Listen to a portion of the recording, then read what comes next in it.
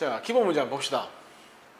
엘니뇨에 대한 설명으로 옳은 것은 O하고 옳지 않은 것은 X 하라.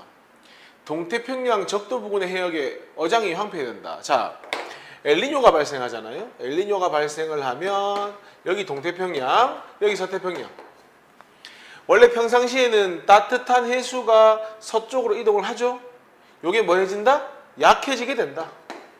그러면은 서태평양의 경우에는 따뜻한 해수가 적게 오니까 표층수온이 낮아지고, 표층수온 낮아지면 차가운 공기는 하강을 하니 고기압이 형성이 되죠. 반대로 원래는 따뜻한 해수가 이동을 하면은 뭐가 올라온다? 찬 해수가 용승을 한다. 바로 이 찬 해수가 용승을 많이 하느냐 적게 하느냐가 온도도 결정하지만 어장의 어떤 컨디션도 결정을 하는 거죠. 찬 해수는 염류도 많고 염분도 많고 염류도 많고 영양염류도 많고 용존산소가 많기 때문에 이 찬 해수가 잘 올라와 주면 용승이 활발하면 어장이 좋습니다. 좋은 어장이 형성이 되는 겁니다. 그런데 엘니뇨가 발생하면 찬 해수가 많이 올라올 수 없기 때문에 어장이 동태평양은 황폐해야 된다. 이게 맞는 이야기입니다.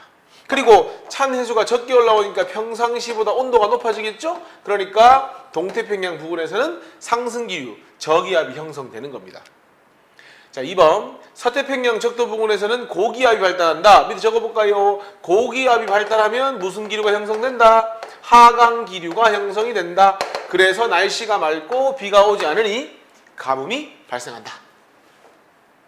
태평양 적도 부근에서 서쪽으로 흐르던 표층해류의 흐름이 동쪽으로 바뀌는 것이 아니라 어차피 무역풍이 부는 건 똑같거든요. 그러니까 동에서 서로 가긴 가는데 그게 약해진다고 보는 게 맞습니다. 그래서 틀렸다. 답은 OOX가 되면 되죠. 2번 보겠습니다. 자, 하나는 평상시, 하나는 엘니뇨라고 주어졌는데 그림 봤을 때 우리 엘니뇨가 무역풍이 약해져서 따뜻한 해수가 서쪽까지 못 밀고 가니까 상승기류가 동태평양 쪽에 생기는 그림이잖아요. 그러니까 나아가 뭘 이야기하는 겁니까? 엘니뇨를 이야기하는 거죠. 엘니뇨. 그 다음에 가는 뭐에 해당하는 겁니까? 가는 평상시에 해당을 하는 거다. 바로 볼게요. 기억. 무역풍 세기는 가보다 나일 때 강하다. 아니죠. 평상시가 더 강하죠. 왜냐? 엘니뇨는 무역풍이 약해질 때니까. 가의 동태평양 해역에 좋은 어장이 형성이 된다. 찬 해수가 활발한지 봐야 하는데 나는 엘니뇨니까 찬 해수가 많이 못 올라오지만 가는 그림상으로도 충분히 찬 해수가 올라오고 있습니다. 그러니까 좋은 어장이 형성이 된다. 나의 동태평양 해역에서 저기압이 발달하여 동태평양에 무슨 기류가 생겼죠? 상승기류가 생겼죠. 적으세요. 저기압 그러면 무슨 기류? 상승기류. 그럼 날씨가 흐린 거잖아요. 왜냐하면 공기가 상승을 하면 구름이 만들어지거든요. 그래서 강수량이 증가한다. 답은 니은과 디귿이 답이 되는 거죠. 자, 3번 문제 한번 봅시다. 3번 문제 역시나 2번과 마찬가지로 엘니뇨하고 평상시 문제인데 한번 정리를 해보자. 자, 그림을 보면은 엘니뇨가 발생을 하면은 동에서 서로 가는 무역풍이 약해지기 때문에 원래는 따뜻한 해수가 충분히 이동을 해서 서태평양에서 상승기류가 생기잖아요. 근데 그게 안 되니까 동태평양 쪽에 상승기류가 만들어지는 거죠. 그러니까 가가 뭐가 되는 겁니까? 가가 정상적인 평상시가 된다. 그리고 나는 무역풍이 약해진 뭐가 되는 거죠? 엘니뇨다. 이렇게 볼 수 있는 겁니다. 자, 기억에 가는 엘니뇨, 나는 평상시. 틀렸죠? 가가 평상시. 니은 동태평양 적도 부근 해역에서 따뜻한 해수 중의 두께는 가 일대가 나 일대보다 얇다. 봅니다. 따뜻한 해수가 충분히 어디로 이동합니까? 서쪽으로 이동하죠. 그러면은 따뜻한 해수층은 여기는 어때야 돼? 맞는 겁니까? 여기는 얇다가 맞는 거죠. 그런데 무역풍이 약해지면 따뜻한 해수가 충분히 이동을 못 하거든요. 그러면 이 동태평양 쪽에 따뜻한 해수가 많이 남아있을 거 아닙니까? 그러면 상대적으로 따뜻한 해수가 두껍다. 이렇게 볼 수 있는 거죠. 그러면 니은의 따뜻한 해수 중에 두께는 가 일대가 나 일대보다 얇다. 요거 맞는 말이죠. 나 일대 동태평양 적도 부근 해역의 용승은 자 따뜻한 해수가 많이 남아있다는 것은, 두껍게 남아있다는 것은 찬 해수가 충분히 용승할 수 없다는 얘기잖아요. 그러면 어획량도 줄어들 거고요. 그러니까 용승이 강해지는 것이 아니라 나일 때 약해진다. 답은 뭡니까? 니은이 답이 되는 겁니다. 그 다음 문제. 그러면은 무역풍 세기는 어떻게 될 거냐? 가가 평상시, 나가 엘니뇨니까 무역풍의 세기는 누가 더 세면 된다? 평상시가 세고 엘니뇨일 때 약하면 된다. 자, 표층수온이 충분히 이동을 하면, 묻고 있는 게 지금 표층수온이거든요. 어디서? 동태평양의 표층수온이거든요. 그러면은 동태평양에서는 따뜻한 해수가 충분히 갔고 찬 해수가 충분히 올라왔으니 가는 표층수온이 낮을 거고, 나하고 비교했을 때 따뜻한 해수가 두껍고 찬 해수가 많이 못 올라오잖아요. 그러면 상대적으로 표층수온이 뭐하다? 높을 것이다. 표층수온은 나가 가보다 높다. 그러니까 가보다는 나가 높다. 마지막 해면 기압. 자, 뜨거워진 공기는 뭐 한다고 했죠? 뜨거워진 공기는 상승기류를 형성한다고 했죠? 상승기류 형성되면 무슨 기압이 형성된다? 저기압이 형성된다.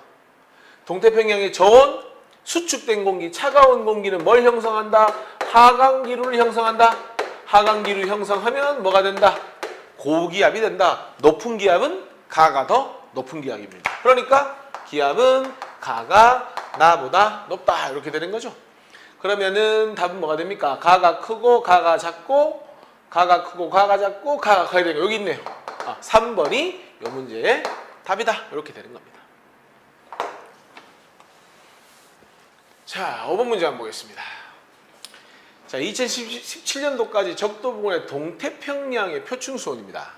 자, 기본적으로 관측값과 평균값이 같은 건 뭐라고 생각하면 되겠습니까? 평상시라고 생각하면 되겠죠. A는 어떻습니까?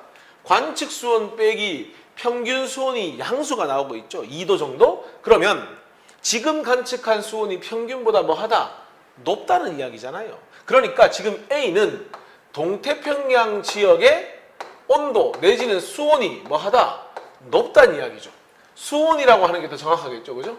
수온이 높다. 반면에 그래 해석부터 하는 겁니다. B점은 관측 빼기 평균이 음수라는 건 평균 수온이 높고 현재 관측한 수온은 낮다는 이야기가 되는 거거든요. 음수니까. 그러면 동태평양 수온이 지금 뭐 한 상태다? 동태평양 수온이 현재가 낮은 상태다. 이렇게 되는 겁니다. 그럼 볼까요? 자, 여기 서태평양이 있고 여기 동태평양이 있을 때 만약에 엘니뇨가 발생을 하면 따뜻한 해수가 적게 가죠. 찬 해수가 적게 올라오니까 엘니뇨가 발생을 하면은 동태평양의 수온은 뭐 한 게 맞다? 높은 게 맞다. 반면에 자, 라니냐가 발생을 하면 따뜻한 해수가 충분히 서태평양으로 이동하겠죠. 그러면 충분히 찬 해수가 올라오겠죠. 그러니까 라니냐가 발생을 하면은 동태평양 수온은 뭐 한 게 맞다? 바로 낮은 게 맞다. 그러면 동태평양 수온이 높은 게 A죠. 요게 뭐가 된다? 요 녀석이 바로 엘니뇨가 된다.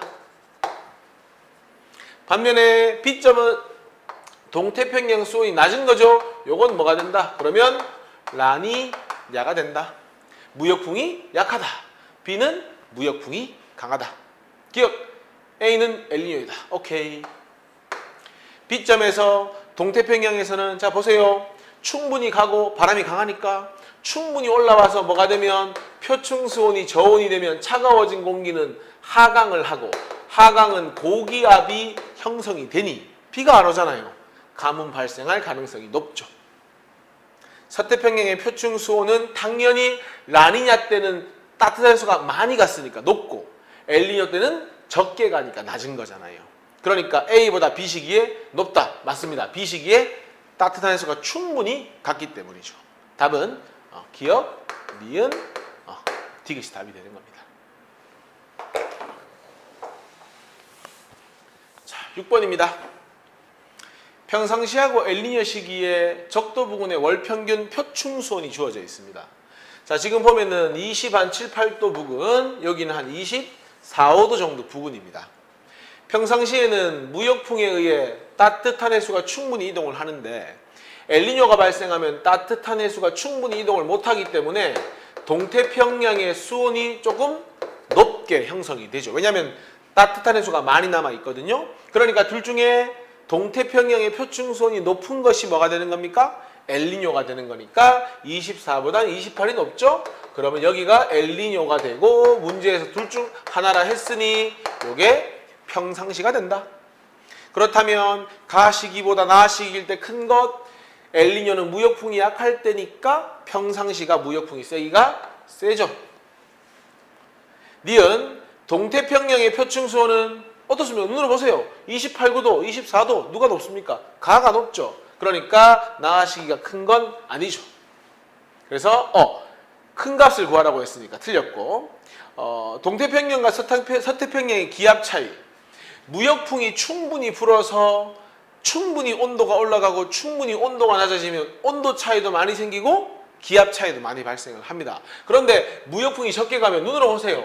온도 차이가 별로 나지 않죠. 그러니까 기압 차이도 별로 나지 않습니다. 그래서 동태평양과 서태평양의 기압 차이는 누가 크다? 나가 크다. 나시기일 때 더 큰 값을 찾으라고 했으니까 답은 기억, 디귿이 답이 되는 겁니다.